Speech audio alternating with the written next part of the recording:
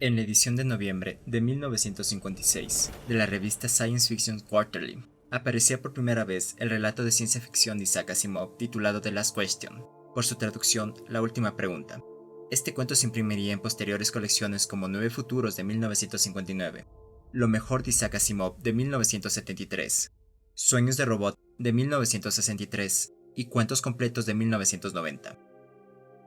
Esta historia, junto con El Hombre Bicentenario, es uno de sus relatos más aclamados y conocidos, y uno de los favoritos de su autor. Además que esta historia menciona la poderosa computadora llamada Multivac. La última pregunta fue hecha, medio en broma, por Isaac Asimov en algún momento del año 1956. En este cuento, Asimov presentó la problemática de preguntar a los sistemas de información sobre los límites del universo mismo. A lo largo de la historia, la última pregunta, ¿se puede revertir la entropía? O más simplemente, ¿llegará el universo a su fin? Es lo que los humanos preguntan a sus computadoras a lo largo del infinito, hasta que solo queda la máquina y la pregunta. Ahora, permíteme hablarte un poco más sobre el concepto de la entropía. Rudolf Clausius, el hombre que terminaría descubriendo la ley más despiadada del universo, se dio cuenta de que había al menos dos circunstancias que no parecían ser reversibles. Por un lado, el calor siempre fluye de lo más cálido a lo más frío y nunca al revés. Y por otro lado, la fricción siempre genera calor, pero no en sentido contrario. Implicaba que los procesos seguían una dirección y que no podían volver atrás. Quizás, todo lo que sucedería espontáneamente en la naturaleza no fuera reversible, pensó Clausius, y significa que el universo iría de un estado inicial a uno final. Un camino que podría ser muy largo, pero que, inevitablemente, le haría llegar a su agotamiento. Como Clausius había observado, el proceso de cualquier máquina o suceso físico no es perfecto y por tanto es irreversible. Este descubrimiento echaba por tierra el concepto de perpetuum mobile, o movimiento perpetuo. Para poner estas observaciones en claro, Clausius formuló un principio que a la postre se demostró devastador para las esperanzas del concepto de eternidad. Denominó como entropía, del griego dropía, que significa evolución o transformación, a una magnitud física que permite conocer la parte de la energía que no es capaz de producir movimiento, o sea, la energía perdida.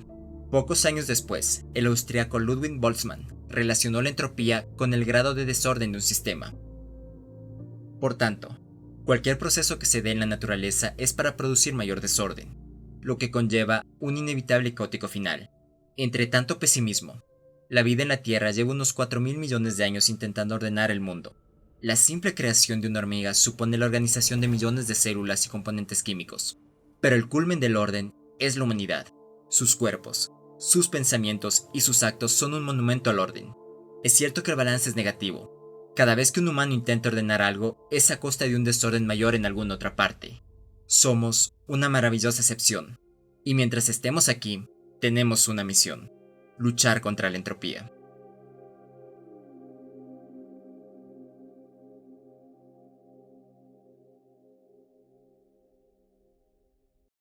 My mind makes noises too much.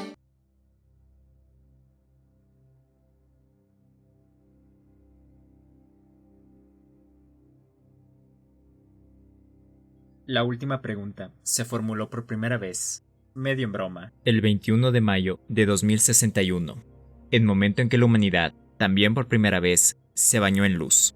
La pregunta llegó como resultado de una apuesta por $5 hecha entre dos hombres que bebían cerveza, y sucedió de esta manera.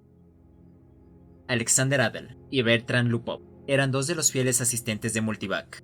Dentro de las dimensiones del humano, sabían qué era lo que pasaba detrás del rostro frío, parpadeante e intermitentemente luminoso, kilómetros y kilómetros de rostro, de la gigantesca computadora. Al menos tenían una vaga noción del plan general de circuitos y transistores que desde hacía mucho tiempo habían superado toda posibilidad de ser dominados por una sola persona. Multivac se autoajustaba y autocorregía. Así tenía que ser, porque nada que fuera humano podía ajustarla y corregirla con la rapidez suficiente o siquiera con eficacia suficiente.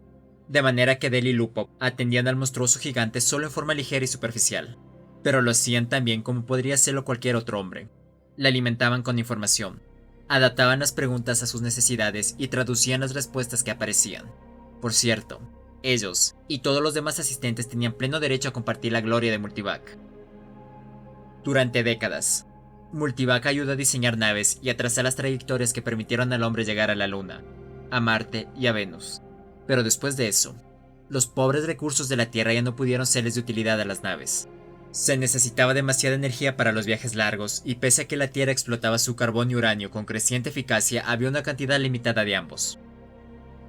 Pero lentamente, Multivac aprendió lo suficiente como para responder a las preguntas más complejas en forma más profunda, y el 14 de mayo de 2061, lo que hasta ese momento era teoría se convirtió en realidad. La energía del Sol fue almacenada, modificada y utilizada directamente en todo el planeta. Cesó, en todas partes, el hábito de quemar carbón y fisionar uranio, y toda la Tierra se conectó con una pequeña estación de 1,5 kilómetros de diámetro, que circundaba el planeta a mitad de distancia de la Luna, para funcionar con rayos invisibles de energía solar. 7 días no habían alcanzado para empañar la gloria del acontecimiento, y Adele y Lupov finalmente lograron escapar de la celebración pública, para refugiarse donde nadie pensaría en buscarlos, en las desiertas cámaras subterráneas, donde se veía partes del poderoso cuerpo enterrado de Multivac, sin asistentes, ociosa, clasificando datos con clics satisfechos y perezosos.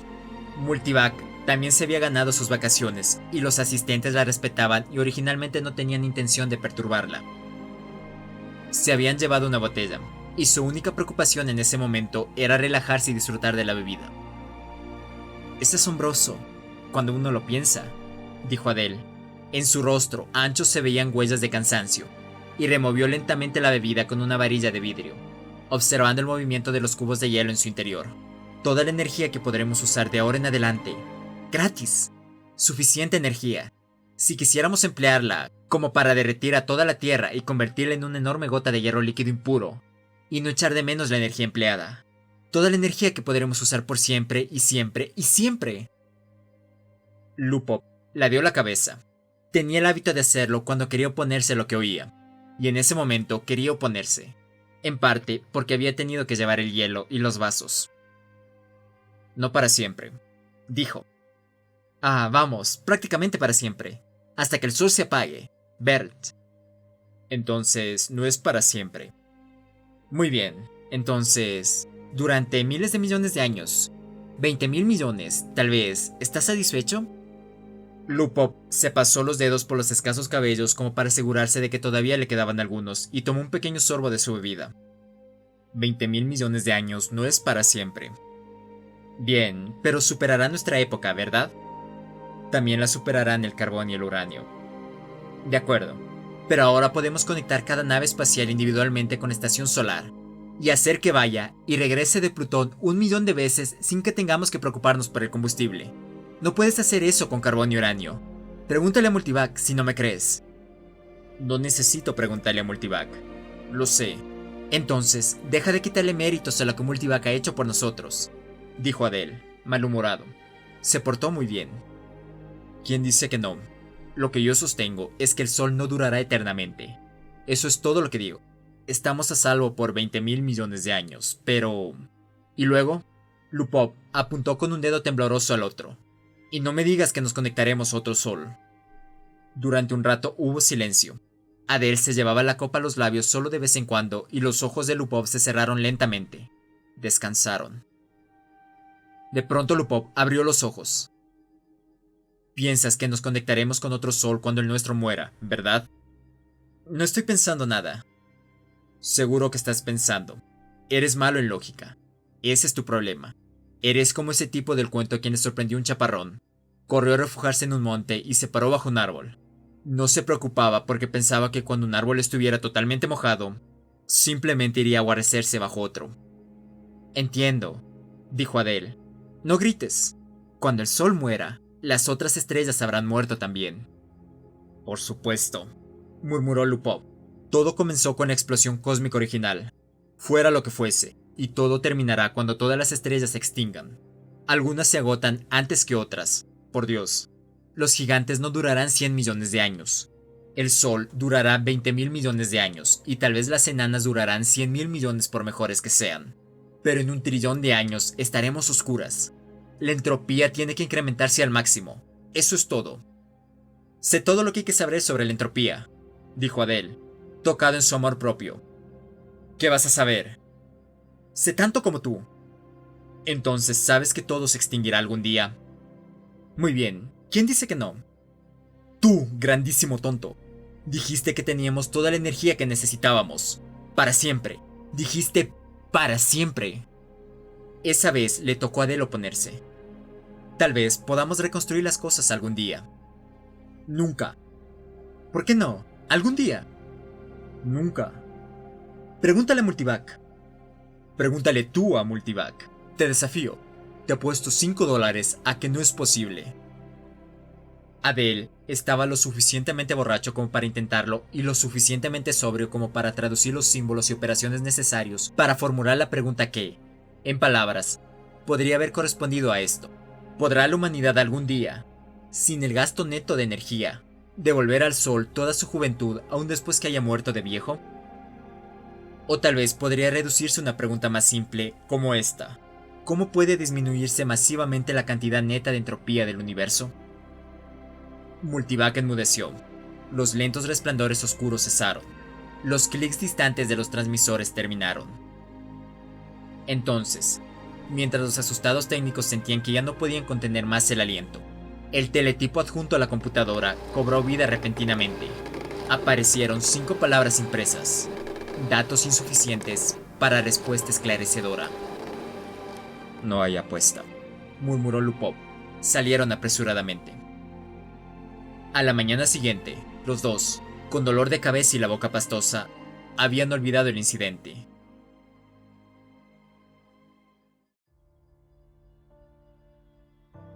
Gerard, Gerodine y Gerodete 1 y 2 observaban la imagen estrellada en el biciplato, mientras contemplaban el pasaje por el hiperespacio en un lapso fuera de las dimensiones del tiempo. Inmediatamente, el uniforme polvo de estrellas dio paso al predominio de un único disco de mármol, brillante, centrado. «Es X-23», dijo Gerard con confianza. Sus manos delgadas se entrelazaron con fuerza detrás de su espalda y los nudillos se pusieron blancos.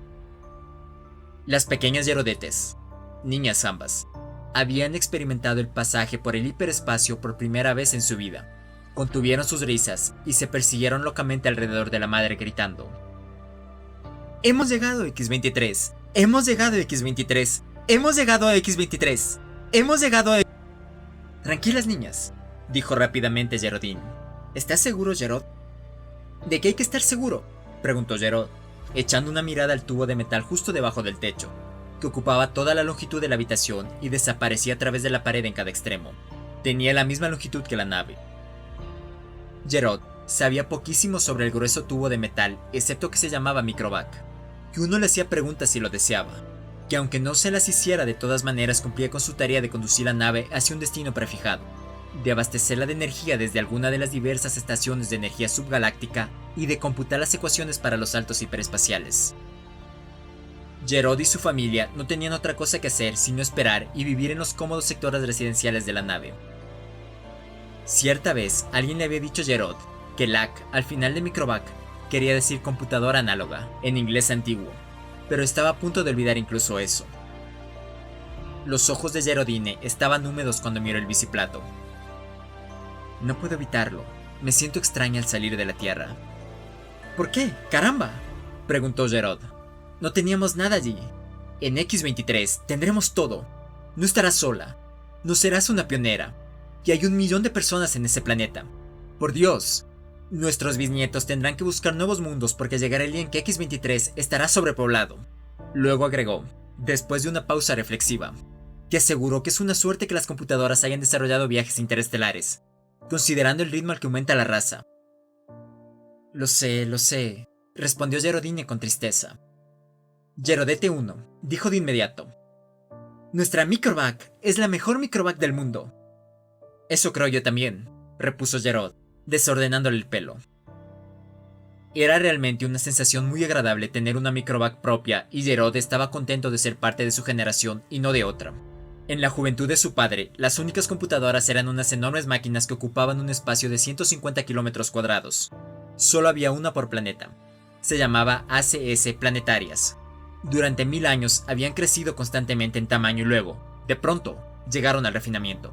En lugar de transistores, hubo válvulas moleculares, de manera que hasta la AC planetaria más grande podía colocarse en una nave espacial y ocupar solo la mitad del espacio disponible. Jerod se sentía eufórico siempre que pensaba que su propia microvac personal era muchísimo más compleja que la antigua y primitiva multivac, que por primera vez había domado el Sol, y casi tan complicada como una AC planetaria de la Tierra, la más grande, que por primera vez resolvió el problema del viaje hiperespacial e hizo posibles los viajes a las estrellas. Tantas estrellas, tantos planetas, suspiró Geraldine, inmersa en sus propios pensamientos. Supongo que las familias seguirán emigrando siempre a nuevos planetas, tal como lo hacemos nosotros ahora. No siempre, respondió Jerod con una sonrisa. Todo eso terminará algún día, pero no antes de que pasen billones de años. Muchos billones. Hasta las estrellas se extinguen, ¿sabes? Tendrá que aumentar la entropía. ¿Qué es la entropía, papá?, preguntó Gerodete II, con voz aguda. Entropía, querida, es solo una palabra que significa la cantidad de desgaste del universo. Todo se desgasta, como sabrás. Por ejemplo, tu pequeño robot, Walkie Talkie, ¿recuerdas? ¿No puedes ponerle una nueva unidad de energía como a mi robot? Las estrellas son unidades de energía, querida. Una vez que se extinguen, ya no hay más unidades de energía. Gerodete I lanzó un chillido de inmediato. No las dejes, papá. No permitas que las estrellas se extingan. Mira lo que has hecho, susurró Geraldine, exasperada.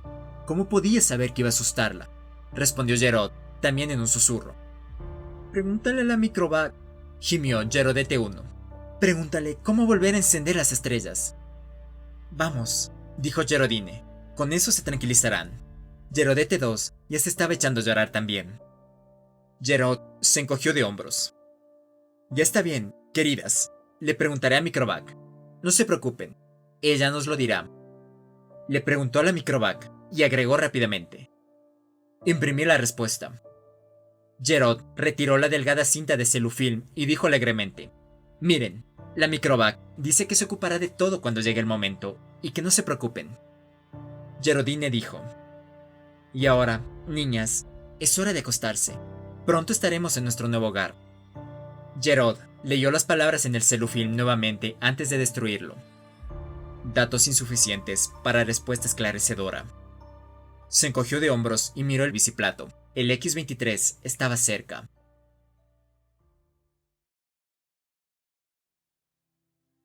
BJ-23X de Lamet miró las negras profundidades del mapa tridimensional en pequeña escala de la galaxia y dijo: No será una ridiculez que nos preocupe tanto la cuestión.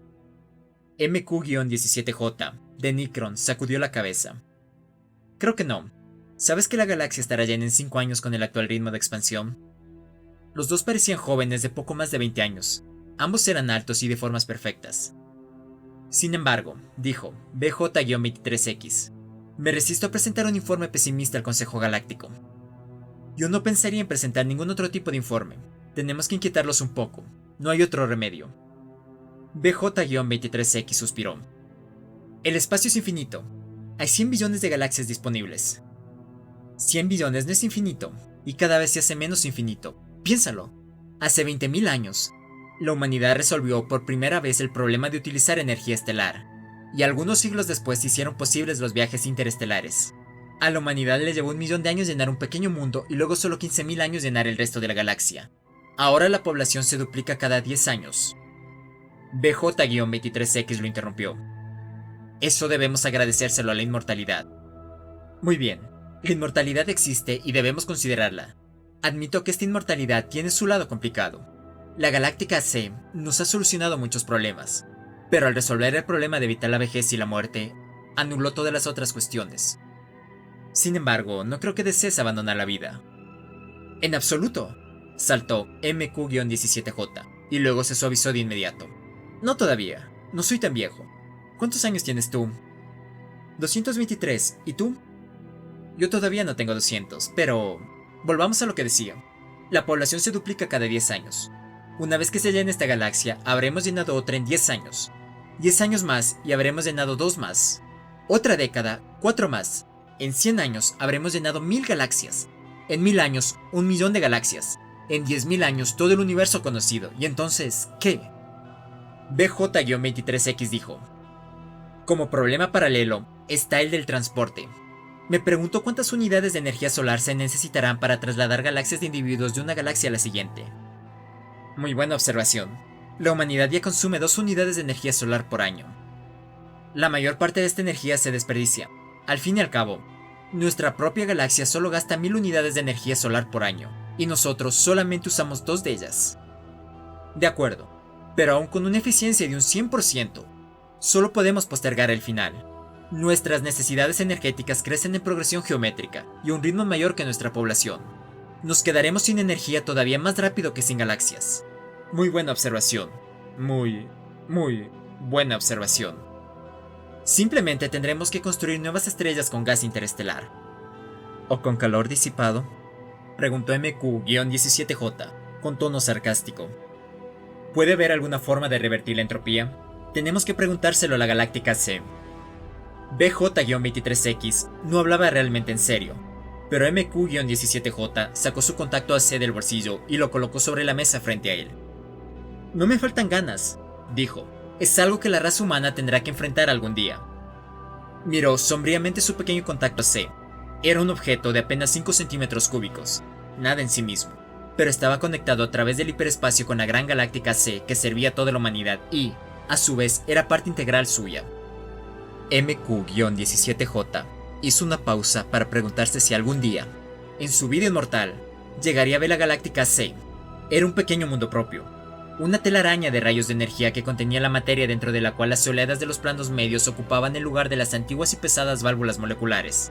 Sin embargo, a pesar de esos funcionamientos subetéreos, se sabía que la Galáctica C tenía 1010 metros de ancho. Repentinamente, MQ-17J preguntó a su contacto AC: ¿es posible revertir la entropía? BJ-23X, sobresaltado, dijo de inmediato: ah, mira, realmente yo no quise decir que tenías que preguntar eso. ¿Por qué no? Los dos sabemos que la entropía no puede revertirse. No puedes volver a convertir el humo y las cenizas en un árbol. ¿Hay árboles en tu mundo?, preguntó MQ-17J. El sonido de la Galáctica C los sobresaltó y les hizo guardar silencio. Se oyó su voz fina y hermosa en el contacto C en el escritorio. Dijo: datos insuficientes para respuesta esclarecedora. BJ-23X dijo: ¿ves? Entonces los dos hombres volvieron a la pregunta del informe que tenían que hacer para el Consejo Galáctico.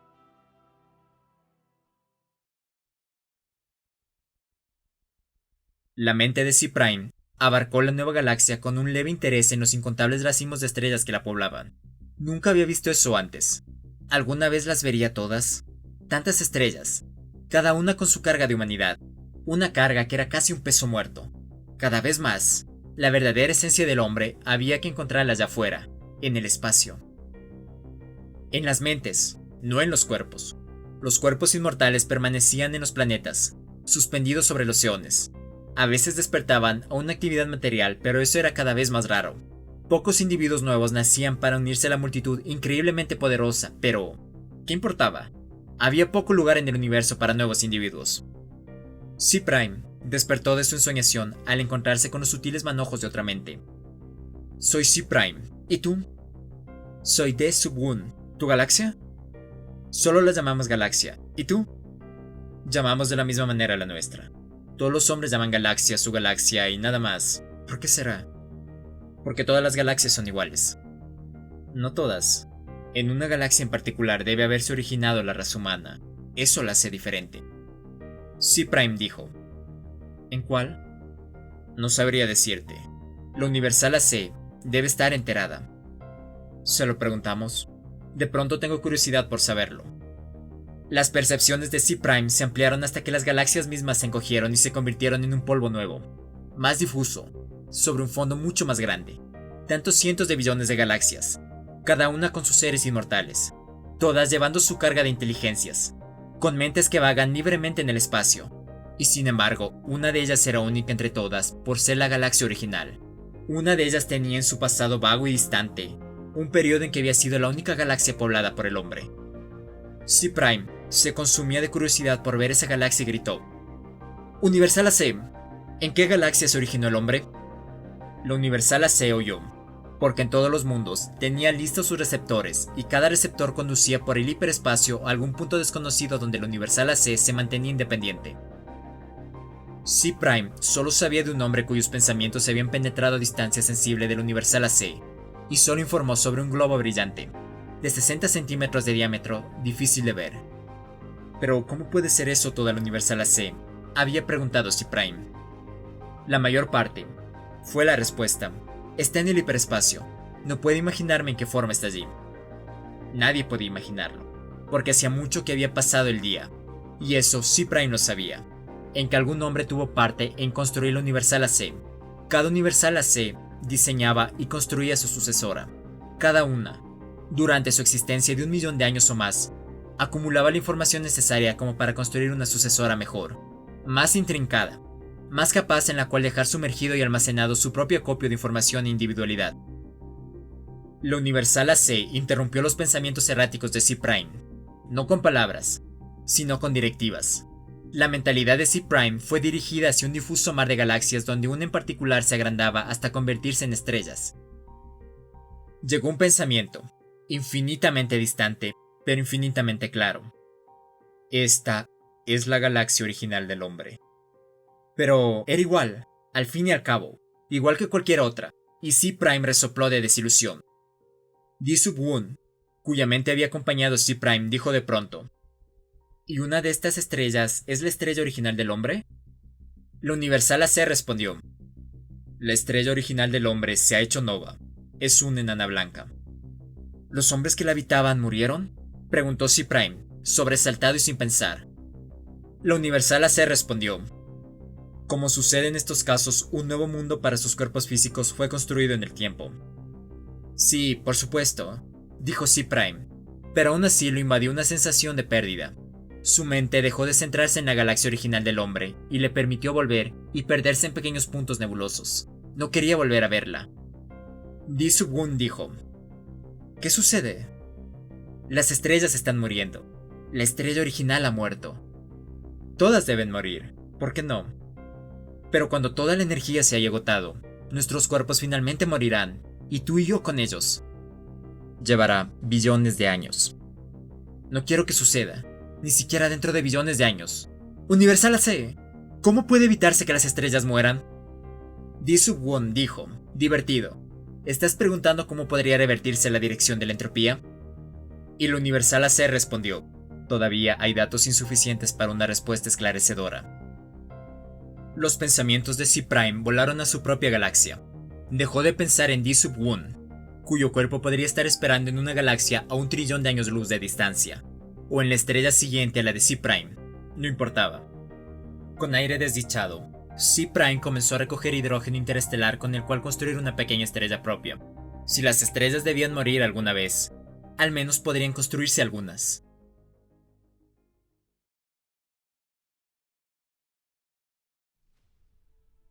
El hombre, mentalmente, era uno solo, y estaba conformado por 1.000.000.000 de trillones de cuerpos sin edad, cada uno en su lugar, cada uno descansando, tranquilo e incorruptible, cada uno cuidado por autómatas perfectos, igualmente incorruptibles, mientras las mentes de todos los cuerpos se fusionaban libremente entre sí, sin distinción.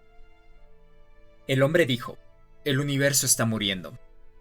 El hombre miró a su alrededor a las galaxias cada vez más oscuras.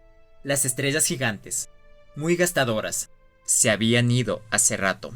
Habían vuelto a lo más oscuro de la oscuridad del pasado distante.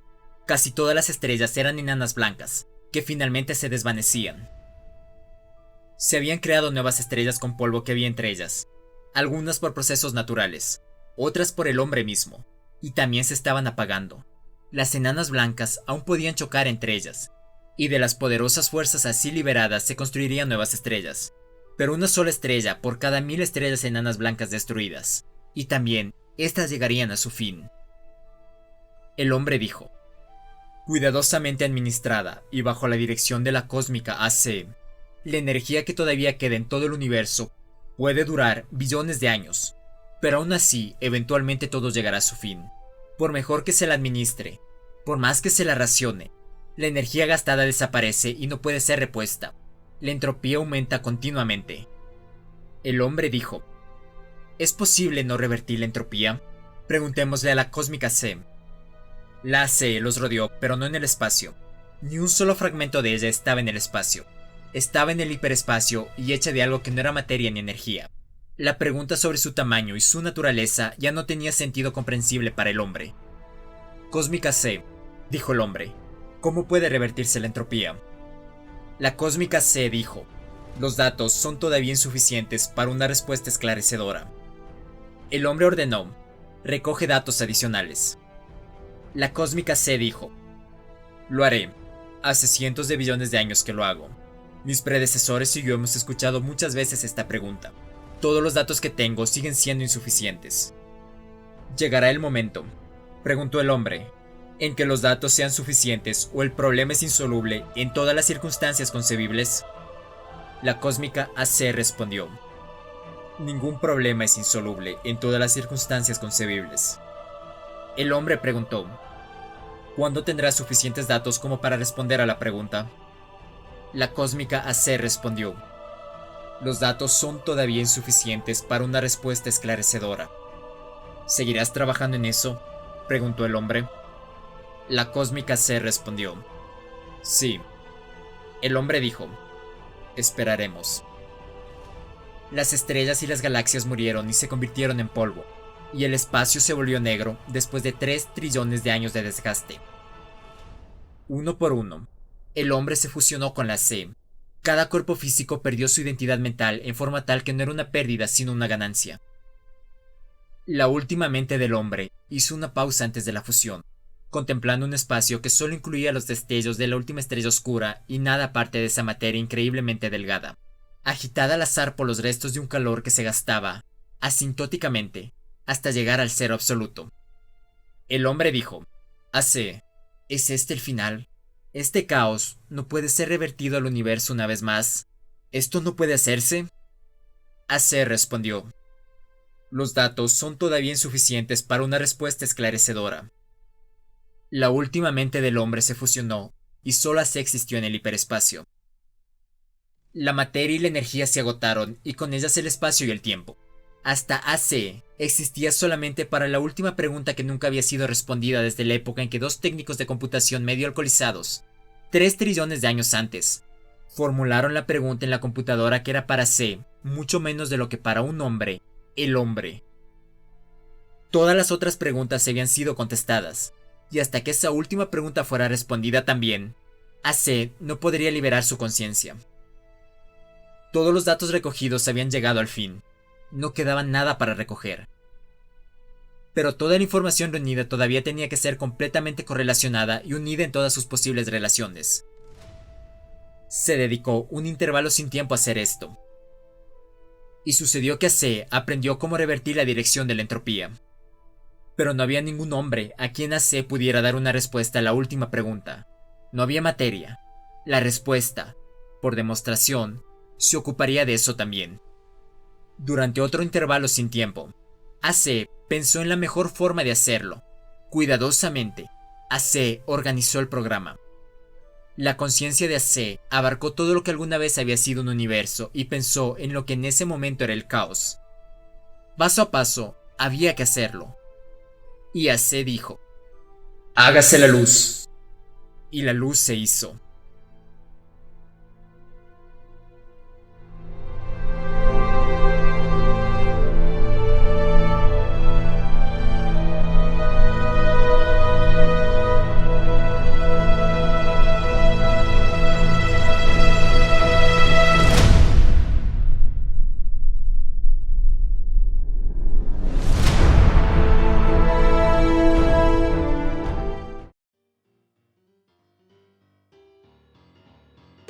Este video ha sido escrito, narrado y montado por quien te habla, Astrian. Eres libre de dejar un like, suscribirte, comentar o compartir. Si estos momentos conmigo te entretuvieron o te dieron algo que pensar, la meta ha sido alcanzada y me siento muy satisfecho. Por último, te dejo mis redes por si quieres pasarte a saludar y unas cuantas sugerencias más. Hasta la siguiente vez que nos encontremos, adiós.